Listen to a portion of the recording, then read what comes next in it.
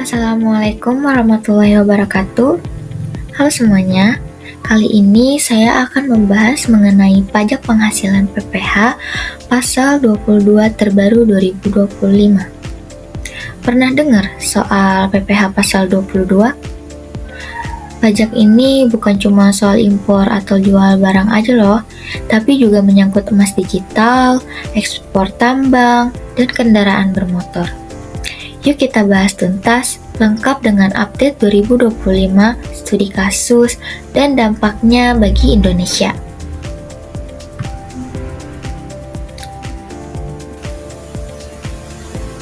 PPH pasal 22 dan relevansi 2025 memahami konteks pajak perdagangan modern.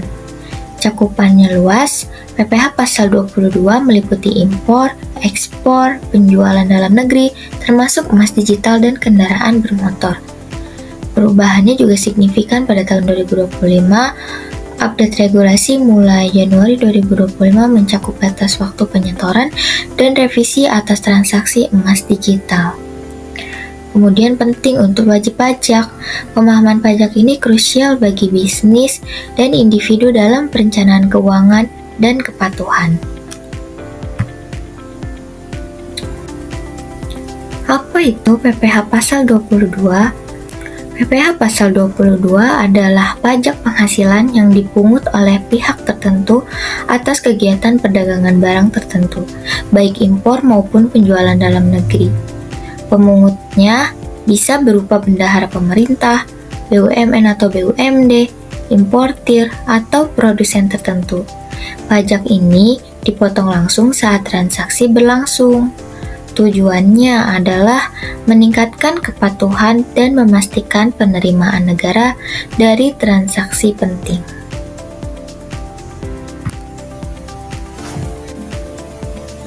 Berdasarkan Peraturan Menteri Keuangan Nomor 81 Tahun 2024, tarif PPH pasal 22 diperbarui sebagai berikut, yaitu impor barang umum dengan angka pengenal importir atau API sebesar 2,5% dari nilai impor.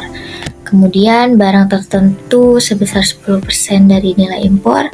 Adapun barang berupa kedelai, gandum, dan tepung terigu hanya 0,5%. Yang kedua ada ekspor komoditas tambang sebesar 1,5% kecuali yang memiliki perjanjian khusus pertambangan.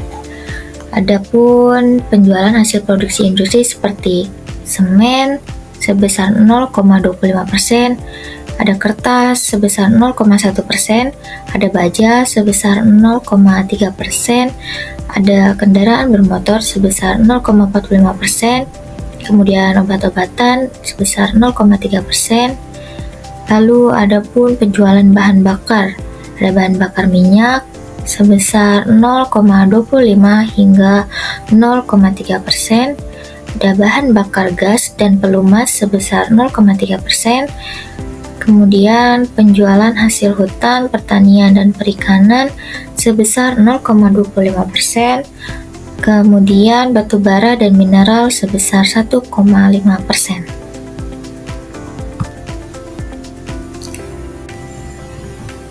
Yuk kita lihat dua contoh studi kasus nyata dalam penerapan PPH pasal 22.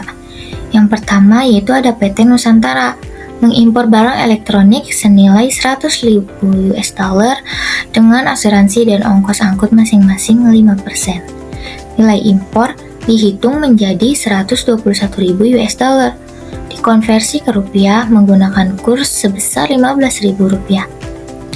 Total nilai impor jadi Rp1.815.000.000, maka PPH pasal 22 sebesar 2,5% dari jumlah tersebut adalah sebesar Rp45.375.000. Lalu yang kedua ada PT Beton Jaya penjual semen sebesar Rp22 juta, sudah termasuk PPN ke distributor yang tidak memiliki NPWP.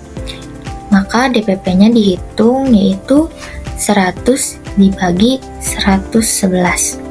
Kemudian dikali 22 juta rupiah, hasilnya sekitar 19 juta Rp819.819.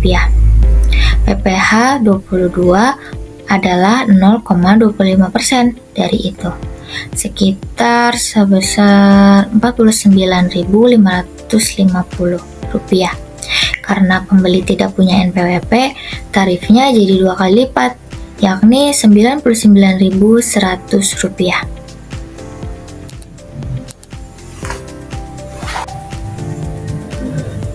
Per Januari 2025, batas waktu penyetoran pajak diperpanjang hingga tanggal 15 bulan berikutnya. Tapi, ini tidak berlaku untuk PPh 22 atas impor, PPN impor, dan beberapa kewajiban lainnya. Selain itu, pemerintah juga merencanakan revisi ketentuan PPh 22 atas penjualan emas batangan. Penjualan dari produsen ke bank bulion akan dikecualikan dari pajak ini, asalkan dilaporkan secara real-time ke Direktorat Jenderal Pajak. Dan mulai 5 Maret 2025, PPh pasal 22 dikenakan tarif flat sebesar 5% atas barang kiriman tertentu seperti kosmetik, tas, dan barang logam lainnya.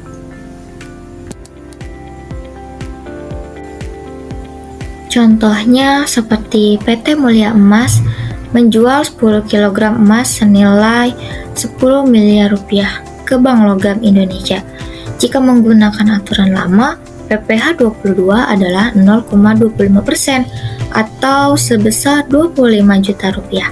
Tapi, jika revisi berlaku dan transaksi dilaporkan ke Direktorat Jenderal Pajak secara digital, tidak dikenakan PPh 22. Ini mendorong efisiensi, mengurangi pajak berganda, dan memudahkan pengawasan. Lalu, bagaimana dengan negara lain? Seperti yang pertama itu ada Singapura, dia tidak memungut PPh atas emas investasi sejak 2012. Kemudian Australia, itu PPh berlaku sebagai capital gain saat emas dijual kembali, tapi tidak saat dijual ke pembeli pertama. Kemudian yang terakhir ada Malaysia, yaitu emas batangan tidak dikenai PPh. Pajak bergantung pada sistem GST dan emas murni biasanya dikecualikan. Maka langkah Indonesia merevisi PPh 22 sejalan dengan praktik pajak modern dan digitalisasi ekonomi. Revisi ini punya dampak besar. Di sisi positif yaitu meningkatkan likuiditas pasar emas, menambah daya saing produsen nasional, meningkatkan kepatuhan berkat pelaporan digital, lalu mendorong transformasi industri logam mulia. Namun, ada tantangannya yaitu potensi kehilangan penerimaan jangka pendek, kemudian butuh sistem pelaporan yang andal, dan juga risiko penyalahgunaan skema jika tidak diawasi ketat.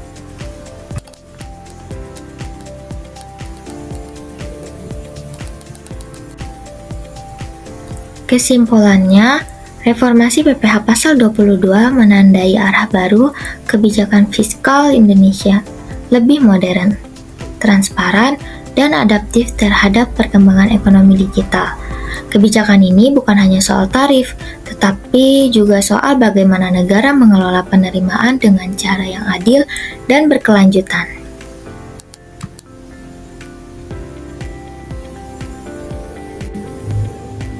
Sekarang, kamu sudah tahu apa itu PPh pasal 22, berapa tarifnya, dan dampak update 2025 termasuk isu emas digital. Jangan lupa like, subscribe, dan share video ini ke teman-teman ya. Tulis pertanyaan atau komentar kamu di bawah. Sampai jumpa di video edukasi lainnya. Assalamualaikum warahmatullahi wabarakatuh.